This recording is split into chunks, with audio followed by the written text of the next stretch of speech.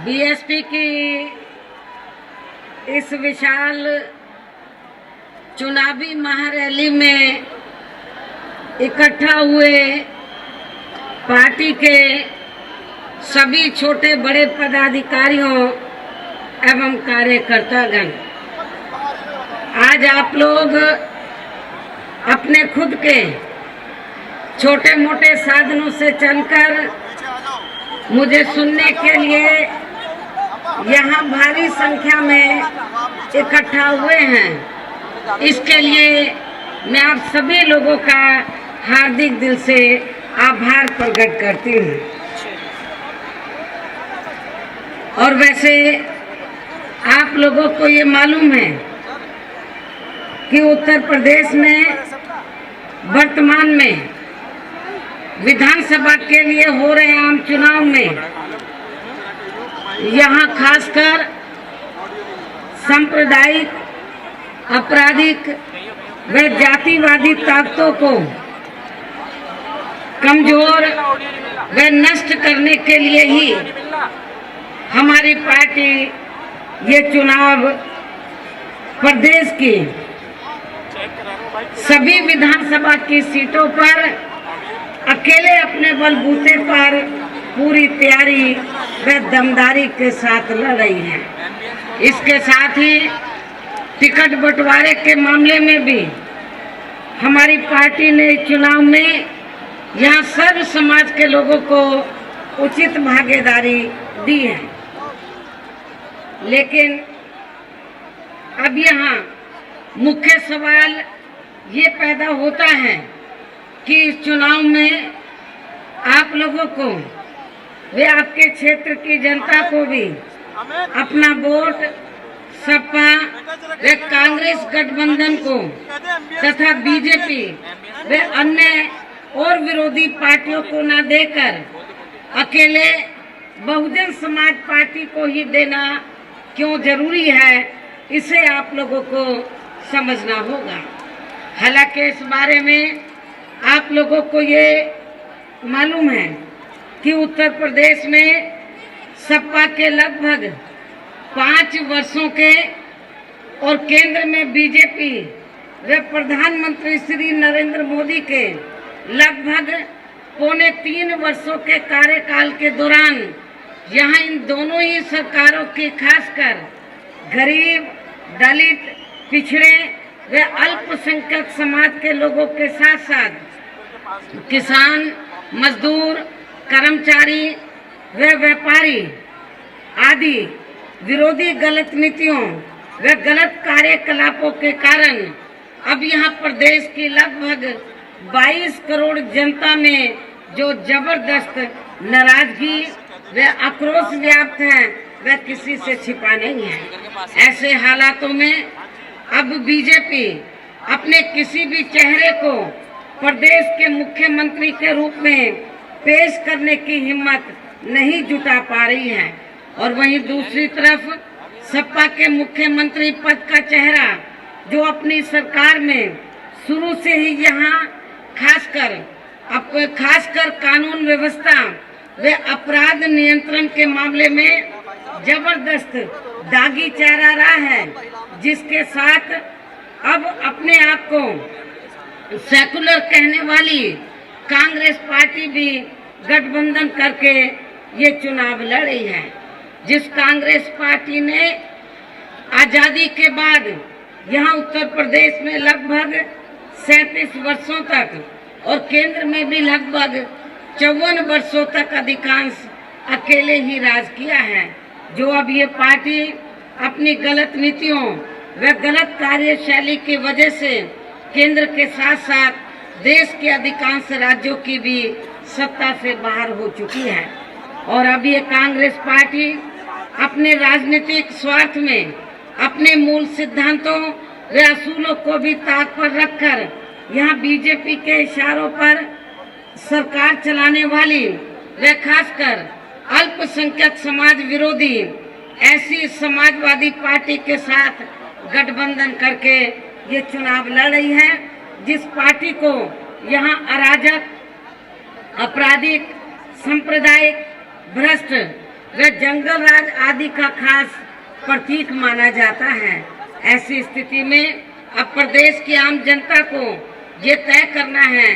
क्या वे ऐसी पार्टी के दागी चेहरे को वे इनके गठबंधन को अपना वोट देंगे, या फिर इसके स्थान पर इन सभी तत्वों का सफाया करके या हर स्तर पर कानून द्वारा कानून का राज कायम करने वाली अपनी एकमात्र बीएसपी की बेदागी चेहरे को अपना वोट देंगे। और अब इसका सही फैसला आपको व प्रदेश की आम जनता को ही इस चुनाव में करना होगा। और वैसे भी इस बारे में आप लोगों के सामने सच्चाई यही है कि प्रदेश की वर्तमान सपा सरकार में यहाँ शुरू से ही अराजक, आपराधिक, सांप्रदायिक, भ्रष्ट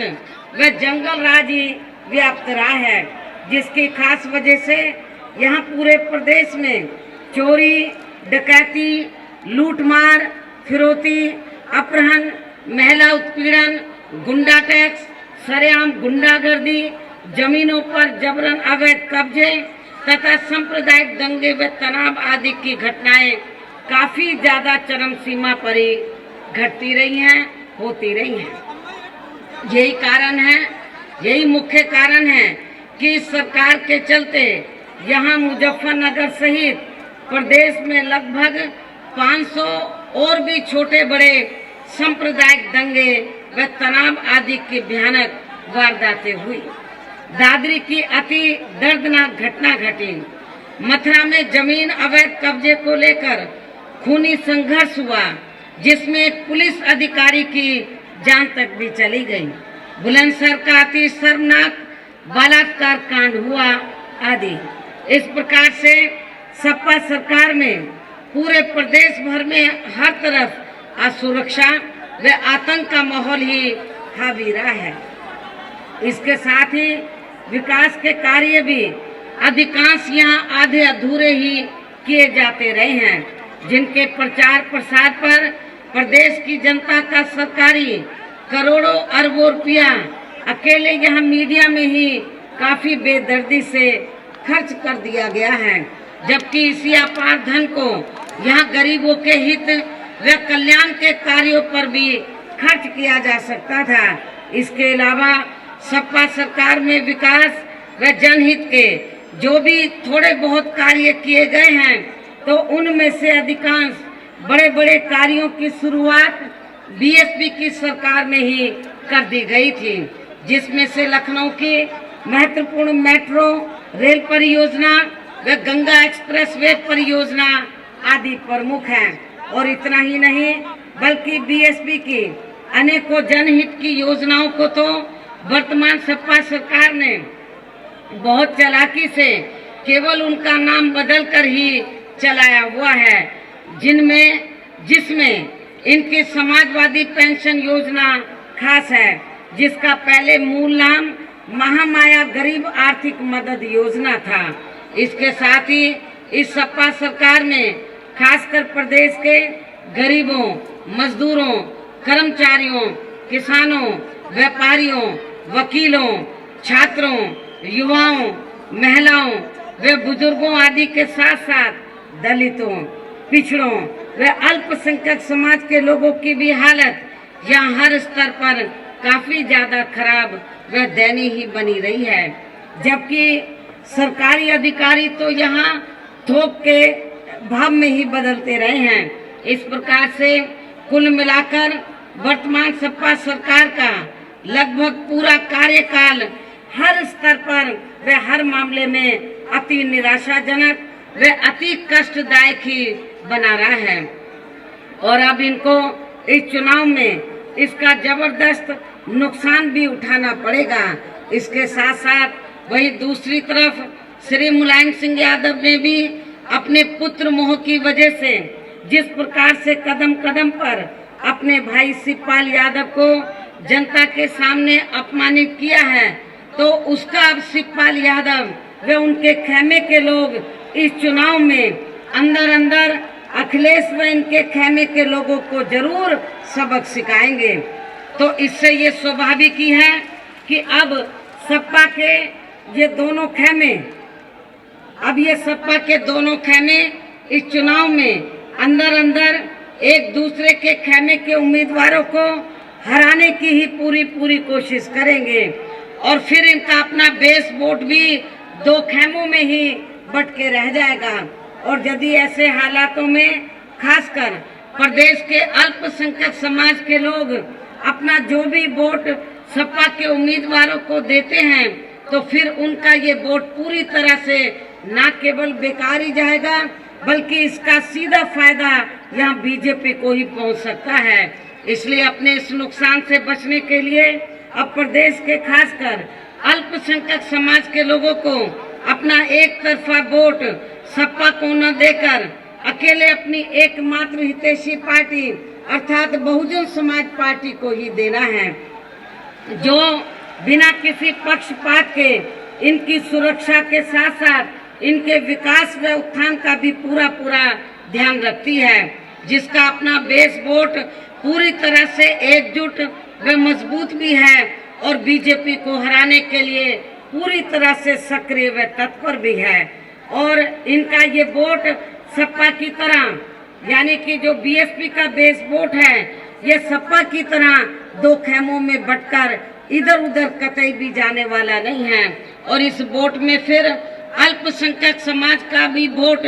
जुड़ जाने से तब फिर यहाँ बीजेपी को इसका जबरदस्त नुकसान पहुंच जाएगा। अर्थात फिर बीजेपी जहाँ प्रदेश की सत्ता पर किसी भी कीमत पर काबिज नहीं हो सकती है और वैसे भी केंद्र में बीजेपी व प्रधानमंत्री श्री नरेंद्र मोदी की सरकार की गलत नीतियों व गलत कार्यशैली के बारे में ये बात सर्वविदित है कि इन्होंने सन 2014 में लोकसभा के हुए आम चुनाव में उत्तर प्रदेश सहित पूरे देश की जनता को उनके हित व कल्याण के लिए जो असंख्य प्रलोभन भरे चुनावी वायदे किए थे, जिसमें से खासकर यहाँ गरीबी, महंगाई व बेरोजगारी आदि को खत्म करने और रोजमर्रा की सभी जरूरी वस्तुओं को सस्ती करने के साथ ही बिजली भी सस्ती व 24 घंटे देने तथा गरीबों, मजदूरों, किसानों, कर्मचारियों व छोटे कारोबारी आदि लोगों की भी सभी समस्याओं को दूर करने एवं गरीब बेघर लोगों को फ्री में सरकारी मकान बनाकर देने के साथ ही केंद्र में बीजेपी की सरकार बनने पर ये तो वायदे किए थे, लेकिन इनसे भी सबसे बड़ा चुनावी वायदा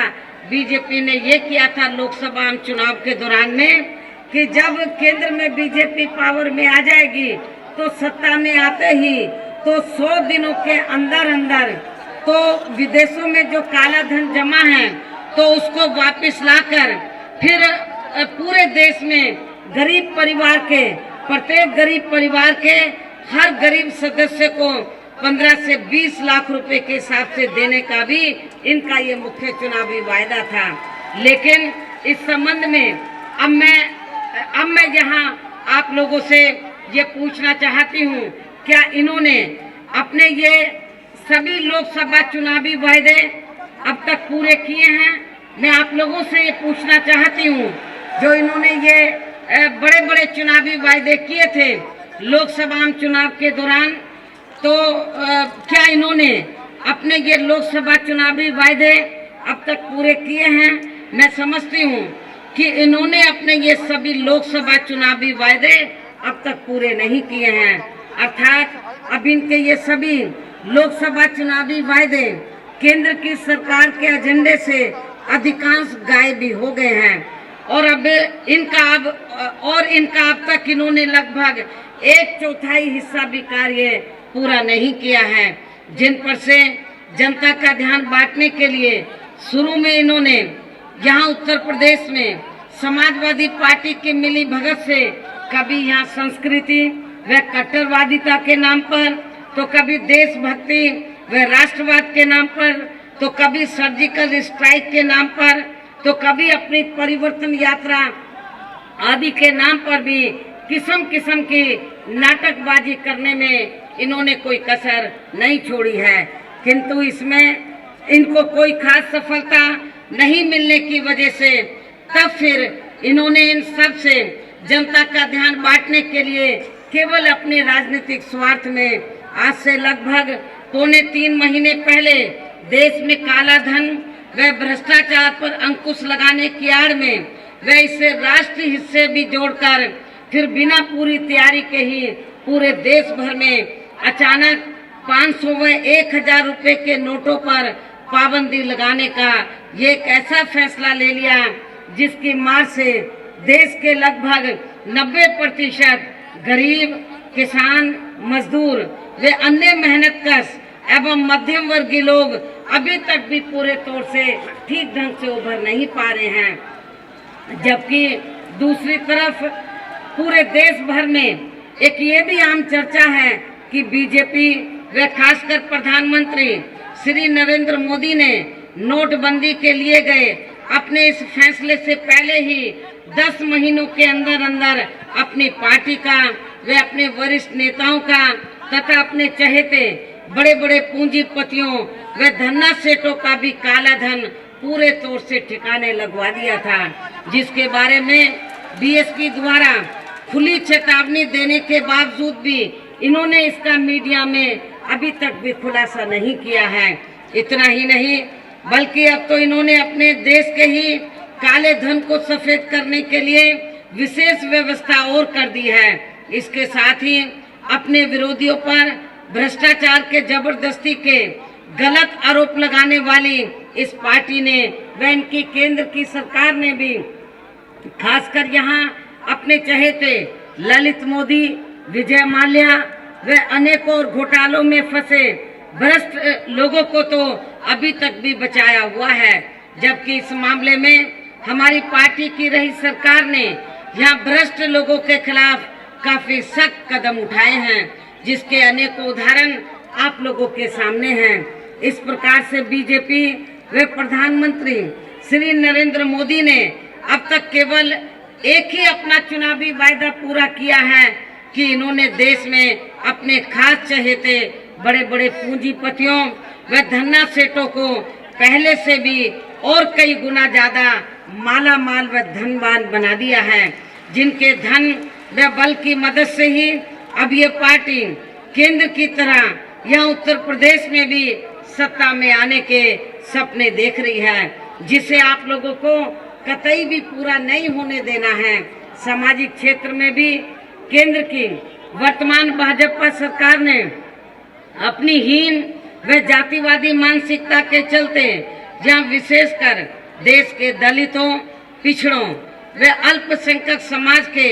लोगों का अधिकांश मामलों में पहले से भी काफी ज्यादा शोषण व उत्पीड़न आदि किया है। और अब ये सरकार बाबा साहब डॉक्टर अंबेडकर के अथक प्रयासों से इन वर्गों को भारतीय संविधान में मिले आरक्षण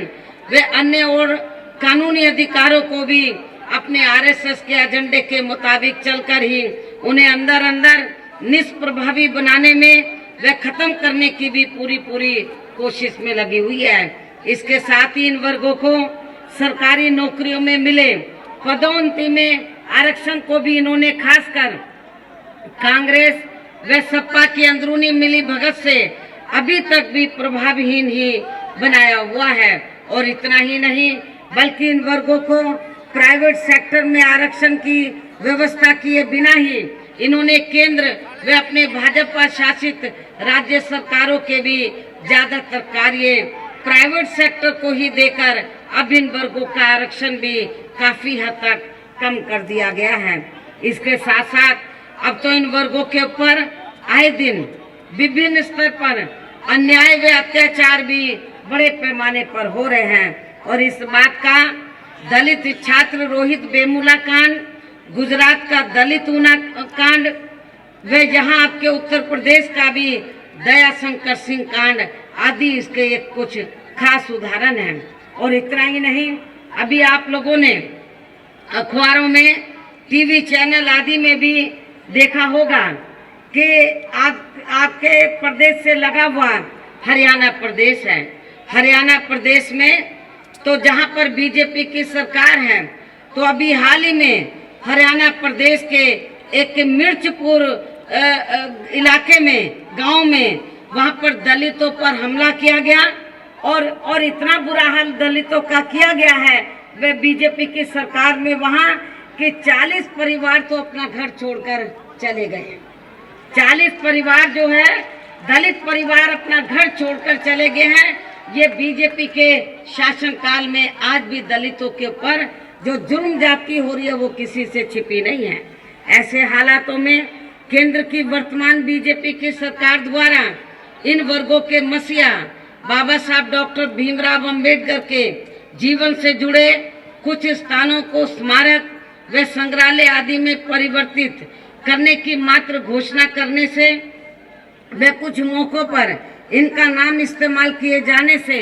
व कुछ संस्थानों का भी नाम आदि रखने से भी तथा कांग्रेस पार्टी की ही तरह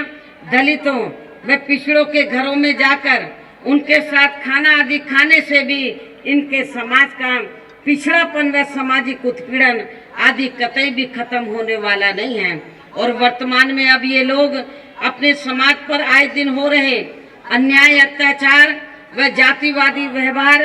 एवं सरकारी भेदभाव व उपेक्षा आदि से भी काफी ज्यादा दुखी हैं। और अब इन सब मामलों में ये लोग बीजेपी व प्रधानमंत्री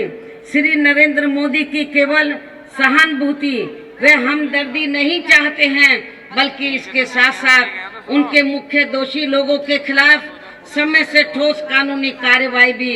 सुनिश्चित होते हुए देखना चाहते हैं। इसके साथ ही अब ये लोग अपने आत्मसम्मान व स्वाभिमान के साथ साथ भारतीय संविधान में इन्हें खासकर समानता, बराबरी व आरक्षण आदि के जो भी कानूनी अधिकार मिले हैं तो उनको अब ये लोग वास्तव में यहाँ जमीनी हकीकत में लागू होते हुए देखना चाहते हैं। इसी प्रकार वर्तमान केंद्र की भाजपा सरकार के चलते अब यहाँ पूरे देश में अल्पसंख्यक समाज के लोगों के साथ भी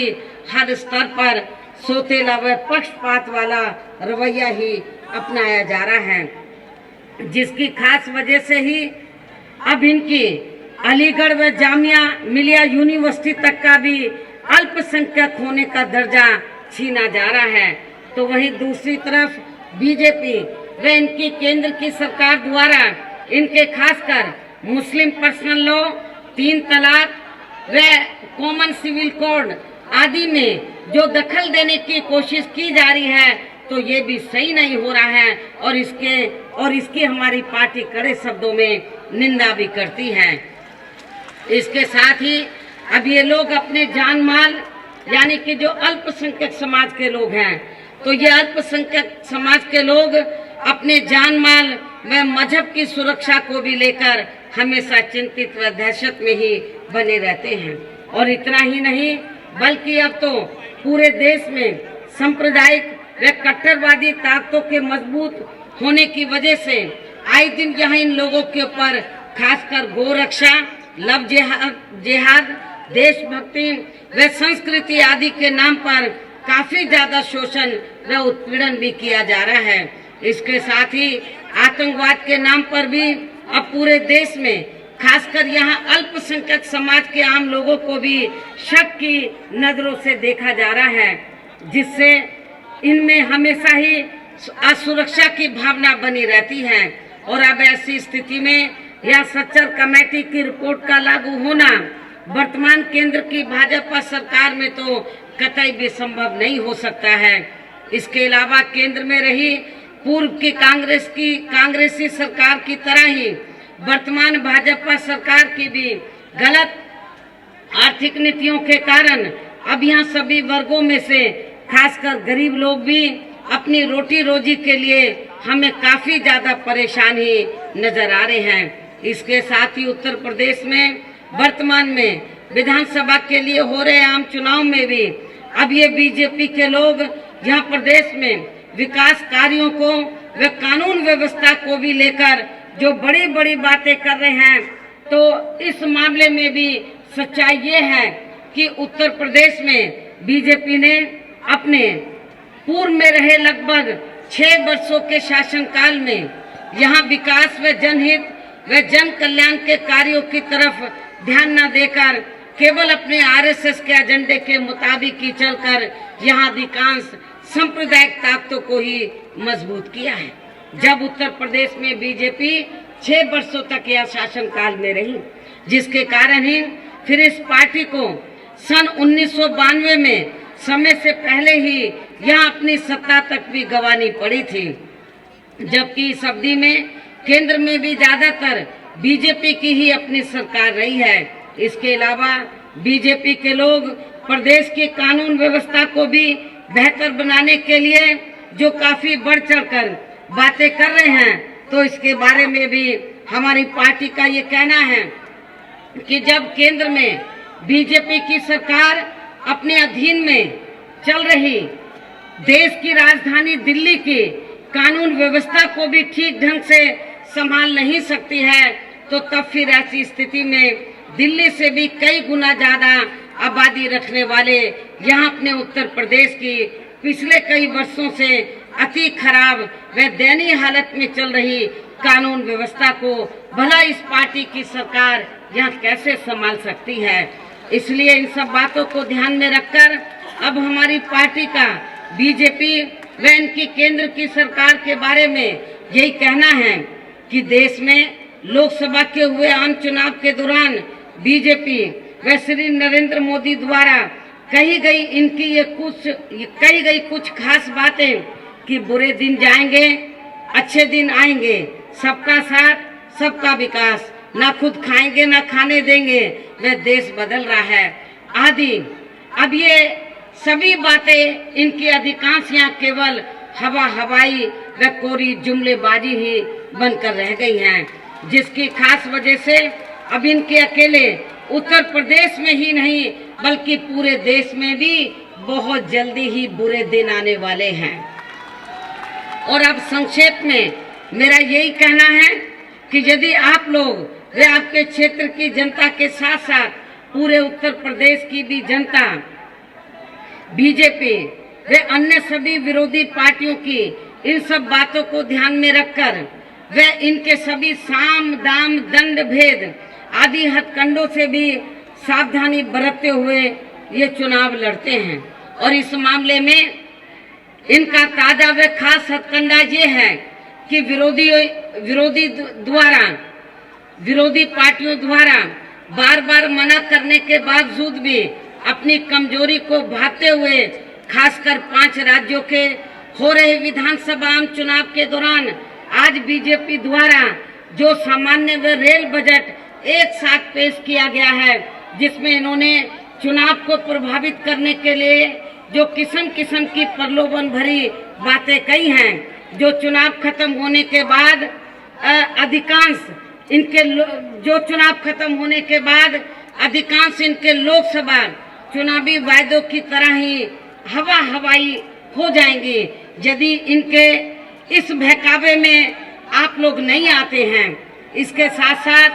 ये लोग यानी कि उत्तर प्रदेश के लोग, आप लोग और पूरे उत्तर प्रदेश के लोग इनके प्रलोभन भरे चुनावी घोषणा पत्रों के भी बहकावे में नहीं आते हैं तथा इनके द्वारा विरोधी पार्टियों द्वारा बीजेपी द्वारा खासकर बीजेपी द्वारा मैनेज किए गए मीडिया व ओपिनियन पोल एवं सर्वे आदि में भी जबरदस्ती की अपने अपने पक्ष में हवा बनाने वाली इनकी खबरों से भी ये लोग गुमराह नहीं होते हैं, तो फिर इस चुनाव में बीएसपी को अकेले ही अपनी पूर्ण बहुमत की सरकार बनाने से फिर कोई भी ताकत नहीं रोक पाएगी। और यदि इन सब मामलों में इन लोगों ने सावधानी बरतने में थोड़ी सी भी चूक कर दी, यदि आप लोगों ने या पूरे उत्तर प्रदेश की जनता ने तो इन सब मामलों में सावधानी बरतने में थोड़ी सी भी चूक कर दी, तो फिर इसका फायदा उठाकर यहाँ बीजेपी व सपा भी सत्ता में आ सकती है। और ऐसा हो जाने पर फिर यहाँ की आम जनता की जिंदगी पहले से भी काफी ज्यादा अति पीड़ादायक व नरक बन जाएगी। और सपा की सरकार के आते ही फिर यहाँ हर स्तर पर अपराध व जुर्म जाति पहले से भी कई गुना ज्यादा बढ़ जाएगी। और इस मामले में फिर यहाँ कितने और मुजफ्फरनगर व दादरी व बुलंदशहर आदि कांड होंगे तो इसका भी इनके वर्तमान शासनकाल से काफी कुछ अंदाजा लगाया जा सकता है। और यदि इस पार्टी के स्थान पर यहाँ बीजेपी सत्ता में आ जाती है तो फिर प्रधानमंत्री श्री नरेंद्र मोदी व इनकी केंद्र की सरकार के लोग यहाँ नोटबंदी जैसे अनेकों और जन पीड़ादायी फैसले लेने के लिए और भी ज्यादा आजाद व बेलगाम हो जाएंगे, जिससे फिर पूरे देश में यहाँ गरीब मजदूर, किसान व अन्य मेहनतकश एवं मध्यम वर्गीय लोगों का जीवन गुजर बसर करना पहले से भी ज्यादा मुश्किल हो जाएगा। और इतना ही नहीं बल्कि बाबा साहब डॉक्टर भीमराव अंबेडकर के अथक प्रयासों के कारण खासकर यहाँ दलितों, आदिवासियों व अन्य पिछड़े वर्गों के लोगों को भारतीय संविधान में आरक्षण व अन्य और जो भी सुविधाएं मिली हैं तो फिर इन वर्गों के प्रति मुंह में राम व बगल में छुरी की तरह ही अपनी दोहरी नीति व नियत एवं जातिवादी मानसिकता रखने वाली ये भारतीय जनता पार्टी व इनकी केंद्र की सरकार फिर अपने आरएसएस के एजेंडे के मुताबिक ही चलकर इन्हें यहाँ मौका पाते ही या तो खत्म कर देगी या उनको पूरे तौर से निष्प्रभावी ही बना देगी। और इस मामले में खास सूत्रों से हमें ये भी रिपोर्ट मिल रही है कि बीजेपी उत्तर प्रदेश में अपनी पार्टी की सरकार के बनते ही फिर यहाँ इन सभी वर्गों के पूरे आरक्षण को व अन्य सभी सुविधाओं को भी मौका पाकर इन्हें कभी भी खत्म कर सकती है, जिसे बचाने के लिए अब इस चुनाव में प्रदेश के खासकर दलितों, आदिवासियों व अन्य पिछड़े वर्गों के लोगों को यहाँ बीजेपी को कतई भी अपना वोट नहीं देना है। अर्थात इन वर्गों के लोगों को बीजेपी को वोट देने का मतलब इन्हें अपने खुद के आरक्षण के खिलाफ ही वोट देना है तथा इन्हें फिर अपने पैरों पर खुद ही कुल्हाड़ी मारना है, जिसे बचाए रखने के लिए अभी तक भी हमारी पार्टी अपनी पूरी जान की बाजी लगाए हुए हैं। जबकि इस मामले में हमारी पार्टी इन वर्गों के आरक्षण को बरकरार रखने के साथ साथ यहाँ अल्पसंख्यक व उच्च वर्गों के गरीब लोगों को भी आर्थिक आधार पर अलग से आरक्षण दिए जाने के लिए हमेशा इसकी पक्षधर रही है, जिसे केंद्र की सरकार को ही करना होगा। इसलिए इन सब बातों को ध्यान में रखकर अब प्रदेश की जनता को अपने हितों में इस चुनाव में यहाँ बीएसपी की अकेले ही अपनी पूर्ण बहुमत की सरकार बनाना बहुत जरूरी है। और फिर सरकार बनने पर और फिर जब उत्तर प्रदेश में बीएसपी की सरकार बन जाती है तो फिर सरकार बनने पर सर्वप्रथम यहाँ प्रदेश में सपा के गुंडों, बदमाशों, माफियाओं, अराजक, भ्रष्ट व सांप्रदायिक तत्वों के जंगल राज का सफाया कर दिया जाएगा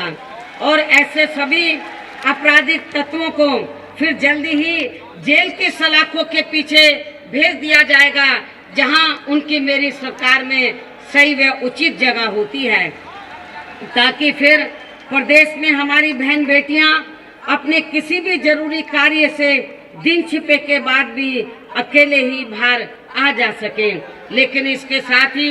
यहाँ मैं ये भी कहना चाहती हूँ कि प्रदेश में किसी भी जाति व धर्म से जुड़े जिन बेकसूर लोगों को जबरदस्ती अपराधी बनाकर उन्हें वर्षों से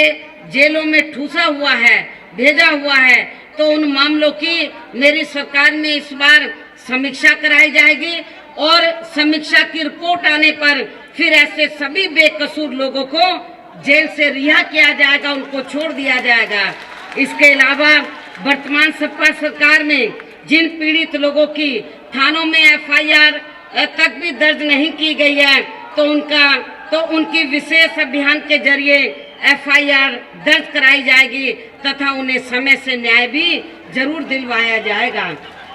इसके साथ साथ यहाँ प्रदेश के गरीब, मजदूर, किसान, कर्मचारी, वकील, व्यापारी एवं अन्य कारोबार में लगे लोगों के साथ ही छात्रों, नौजवानों, बुजुर्गों व महिलाओं आदि के हित व कल्याण का भी पूरा ध्यान रखा जाएगा और इन लोगों को लेकर जो मेरी सरकार ने पहले योजनाएं शुरू की थी उन्हें फिर से इम्प्लीमेंट किया जाएगा। और इस मामले में खासकर यहाँ सबसे, और इस मामले में आप लोग ताली ना बजाएं, मेरी बात को ध्यान से सुने। और इस मामले में खासकर यहाँ सबसे ज्यादा परेशान हालत में चल रहे गन्ना किसानों की बकाया पड़ी धनराशि को फिर बहुत जल्दी ही भुगतान, गन्ना किसानों की बकाया पड़ी धनराशि को फिर बहुत जल्दी ही उसका भुगतान भी मेरी सरकार में करवाया जाएगा। इसके साथ ही इन्हें जरूरी सुविधाएं देने के साथ साथ इनकी सभी फसलों का भी उचित दाम दिलवाया जाएगा। और इतना ही नहीं बल्कि विकास व उत्थान के मामले में पूर्व की तरह इस बार भी प्रदेश के खासकर गरीबों, दलितों, आदिवासियों, पिछड़ों व अल्पसंख्यक समाज के हित व कल्याण का हर स्तर पर प्राथमिकता के आधार पर ही पूरा ध्यान रखा जाएगा। इसके अलावा प्रदेश में बिजली, पानी, सड़क, स्वास्थ्य व अन्य और रोजमर्रा की सभी जरूरतों को भी समय से पूरा करवाया जाएगा। इसके साथ ही मेरी सरकार में जनहित व जन कल्याण की जो भी योजनाएं शुरू की गई थी तो उन्हें भी फिर से चालू किया जाएगा। और इतना ही नहीं बल्कि सपा सरकार ने अपनी जातिवादी व राजनीतिक द्वेष की वजह से जिन जिलों, संस्थानों व योजनाओं आदि के नाम बदल दिए हैं तो उन्हें भी फिर से बहाल कर दिया जाएगा। इसके अलावा मेरी सरकार में सपा सरकार की तरह यहाँ प्रदेश के खासकर बेरोजगार लोगों को बेरोजगारी भत्ता नहीं बल्कि उन्हें सीधे ही सरकारी व गैर सरकारी क्षेत्रों में स्थायी रोजगार ही उपलब्ध कराए जाएंगे। और इस मामले में ये भी मैं बताना चाहती हूँ पश्चिमी यूपी के लोगों को कि और इस मामले में खासकर प्रदेश के नौजवानों को रोजगार देने के लिए विशेष कदम उठाए जाएंगे। आप लोगों को मालूम है कि मेरी पिछली सरकार में आपके पश्चिमी यूपी से पुलिस में तो बिना किसी रिश्वत के तो बड़े पैमाने पर लोगों की भर्ती हुई थी, नौजवान लोगों की विभिन्न विभागों में भर्ती हुई थी। और मैं फिर बताना चाहती हूँ कि उत्तर प्रदेश में जैसे ही बीएसपी की सरकार बनेगी फिर से पुलिस विभाग में, अन्य विभागों में भर्ती की जाएगी और निष्पक्ष भर्ती होगी और बिना पैसे के भर्ती होगी, ये भी मैं आपको विश्वास दिलाना चाहती हूँ। इसके साथ ही बीएसपी की सरकार में आप लोग मेरी बात को ध्यान से सुनो, बीच में आप लोग नारे मत लगाओ, आपके काम की बात है, ध्यान से सुनो। इसके साथ ही बीएसपी की सरकार में यहाँ सपा सरकार की तरह गरीब व जरूरतमंद लोगों को लैपटॉप व मोबाइल आदि देने की बजाय उन्हें उनकी जरूरत के हिसाब से सीधे तौर पर ही आर्थिक मदद दी जाएगी ताकि फिर वो अपने हिसाब से अपनी प्राथमिक जरूरतों को पूरा कर सके। इसके साथ साथ प्रदेश में गरीब लोगों को राशन सस्ता मिले और साथ ही गरीब असहाय लोगों को जरूरी खाद्य सामग्री फ्री में मिले तथा बिजली, पानी व स्वास्थ्य सेवाएं आदि ये सभी सस्ती व समय से मिले। अर्थात इन सब मामलों में हमारी सरकार द्वारा जरूरी ठोस कदम उठाए जाएंगे। इसके साथ ही प्रदेश में प्राथमिक स्कूलों में वर्तमान सपा सरकार की तरह अब बच्चों को पका हुआ घटिया खाना नहीं दिया जाएगा, बल्कि इसके स्थान पर इस बार हमारी सरकार द्वारा इन बच्चों को दूध, बिस्कुट, अंडा, चने, केक व फल आदि ही दिए जाएंगे और इनकी क्वालिटी का भी विशेष ध्यान रखा जाएगा। इसके अलावा मैं महत्वपूर्ण बात आपको और बता रही हूँ कि इसके अलावा उत्तर प्रदेश में खासकर गरीब, मजदूर, छोटे किसान व अन्य मेहनतकश लोग भी जो बरसों से यहाँ छोटे छोटे कर्जों में काफी बुरी तरह से डूबे हुए हैं और उनसे वसूली के लिए बैंक वाले आए दिन उन्हें परेशानी करते रहते हैं, जिसकी वजह से अभी तक यहाँ काफी लोगों ने तो दुखी होकर अपनी आत्महत्या तक भी कर ली है, जिसे गंभीरता से लेते हुए इस बार हमारी पार्टी की सरकार द्वारा इन सभी दुखी व पीड़ित लोगों के 1 लाख रुपए तक के कर्जे भी जरूर माफ कर दिए जाएंगे। अर्थात अब इनका ये कर्जा मेरी सरकार की ओर से अदा किया जाएगा। इसके साथ ही प्रदेश के गरीब लोगों को नियमों के तहत फिर से यहाँ सरकारी जमीनों के पट्टे दिए जाएंगे और जिन दबंग लोगों ने आपके पट्टों पर कब्जे कर लिए हैं उसे मुक्त कराया जाएगा और इस बार जिन्होंने कब्जे किए हैं उनको जेल की सलाखों के पीछे जरूर भेजा जाएगा। इसके साथ साथ यहाँ मैं फिर से ये अवगत कराना चाहती हूँ कि अब प्रदेश में आगे नए स्मारक, संग्रहालय व मूर्तियां आदि स्थापित नहीं की जाएंगी, क्योंकि ये सभी कार्य मेरी पिछली रही सरकारों में ही पूरे किए जा चुके हैं। अर्थात इस बार मेरी पूरी ताकत हर स्तर पर यहाँ प्रदेश की जनता को सुरक्षित रखने व उन्हें विकसित करने की तरफ ही लगाई जाएगी और इसके साथ ही प्रदेश व जनहित के केंद्र से जुड़े सभी जरूरी कार्यों को भी कराने के लिए उनकी पूरी पैरवी की जाएगी। मुझे ये मालूम है कि आप लोगों की लंबे अरसे से ये एक मांग रही है कि आपके पश्चिमी यूपी में उच्च न्यायालय की अलग से खंडपीठ बननी चाहिए। आप लोग लंबे अरसे से इसके लिए संघर्ष करते रहे हैं और जब लोकसभा का आम चुनाव हुआ था तो बीजेपी ने कहा था कि वो केंद्र में सत्ता में आते ही तो आपके पश्चिमी यूपी में उच्च न्यायालय की अलग से खंडपीठ बना देंगे, लेकिन उन्होंने अपने इस वायदे को पूरा नहीं किया। लेकिन जब हमारी पार्टी सत्ता में आएगी तो इसके लिए हमारी पार्टी पूरा दबाव बनाएगी सेंट्रल की गवर्नमेंट के ऊपर। इसके अलावा वर्तमान सपा सरकार में हर स्तर पर व्याप्त भ्रष्टाचार को भी खत्म करने के लिए यहाँ फिर से ठोस व बुनियादी कदम उठाए जाएंगे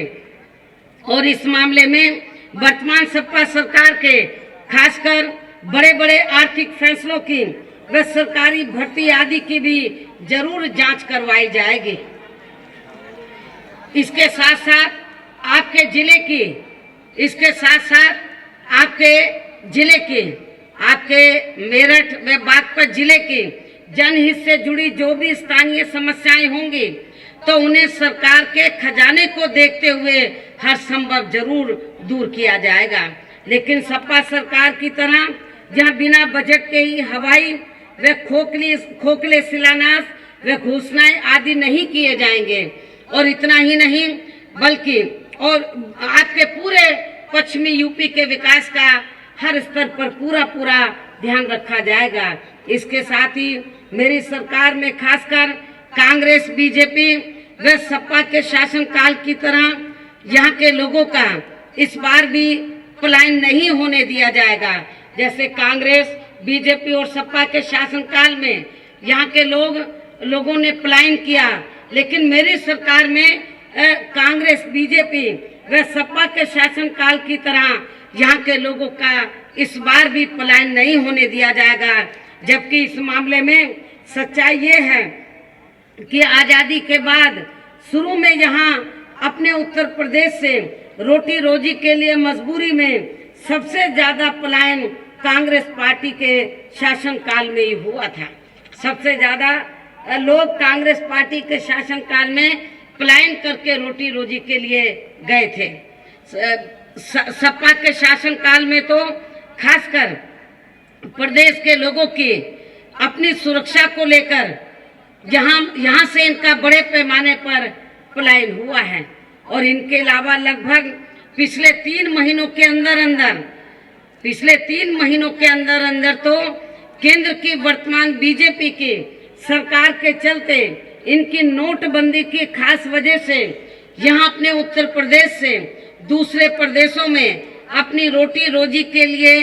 गए लोगों का अपने को भूखे मरते हुए देखकर फिर वहां से भारी संख्या में अपने खुद के प्रदेश के लिए ही पलायन हुआ है। इसलिए खासकर पलायन के मुद्दे पर तो अब बीजेपी को यहाँ कुछ भी बोलने का नैतिक अधिकार नहीं रहा है, और ना ही कांग्रेस को और ना ही सपा को। इस प्रकार से बहुजन समाज पार्टी के पूर्व के रहे शासनकाल की तरह ही फिर से यहाँ उत्तर प्रदेश में हर स्तर पर कानून का राज कायम करने के साथ ही यहाँ सर्वजन हिताय व सर्वजन सुखाय की नीतियों पर आधारित सरकार चलाई जाएगी, जिसके लिए प्रदेश के पुलिस व प्रशासन से जुड़े सभी छोटे बड़े अधिकारियों को भी चुस्त व दुरुस्त किया जाएगा। इन्हीं जरूरी बातों के साथ ही अब मेरा यही कहना है कि प्रदेश में जनहित व जन कल्याण के इन सभी कार्यों को अमली जामा पहनाने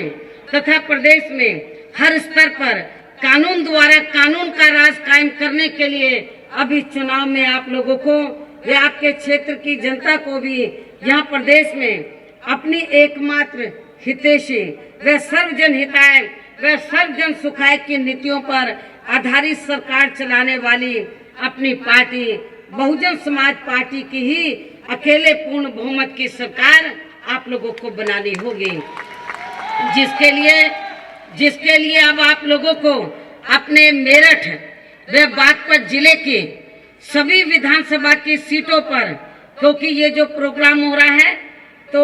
2 जिले का ये प्रोग्राम है, इसलिए मैं 2 जिले के लोगों से ये अपील कर रही हूँ कि जिसके लिए अब आप लोगों को अपने मेरठ व बागपत जिले की सभी विधानसभा की सीटों पर बीएसपी के उम्मीदवारों को कामयाब बनाना होगा। और आपके ये सभी उम्मीदवार अब यहाँ आपके सामने इधर मंच पर ये खड़े होकर आप लोगों से अपने लिए वोटों की अपील कर रहे हैं। मेरी आप लोगों से पुरजोर अपील है कि आप लोग बहुजन समाज पार्टी के इन सभी प्रत्याशियों को बीएसपी का जो चुनाव चिन्ह हाथी है, हाथी चुनाव चिन्ह के सामने वाले बटन को दबाकर आप लोग इनको भारी मतों से जरूर कामयाब बनाएंगे। और इसके लिए अब आप लोगों को वोट पड़ने वाले दिन अपने सभी कामकाज को छोड़कर प्रातः सबसे पहले ही अपने अपने पोलिंग बूथों पर अपना वोट डालने के लिए जरूर जाना है। इसके साथ ही अपनी पार्टी के लोगों का कोई भी वोट पड़ने से ना रह जाए तो इसका भी संबंधित क्षेत्र के पार्टी के लोगों को जरूर ध्यान रखना है। और अब अंत में मुझे आप लोगों के ऊपर ये पूरा भरोसा है कि आप लोग बीएसपी के अपने इन सभी उम्मीदवारों को जो यहाँ आपके सामने मंच पर मौजूद हैं, अपनी पार्टी के इन सभी उम्मीदवारों को हाथी चुनाव चिन्ह के सामने वाले बटन को दबाकर इन्हें भारी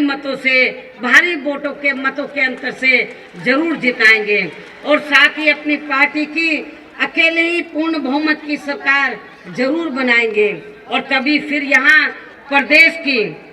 जनता का हर स्तर पर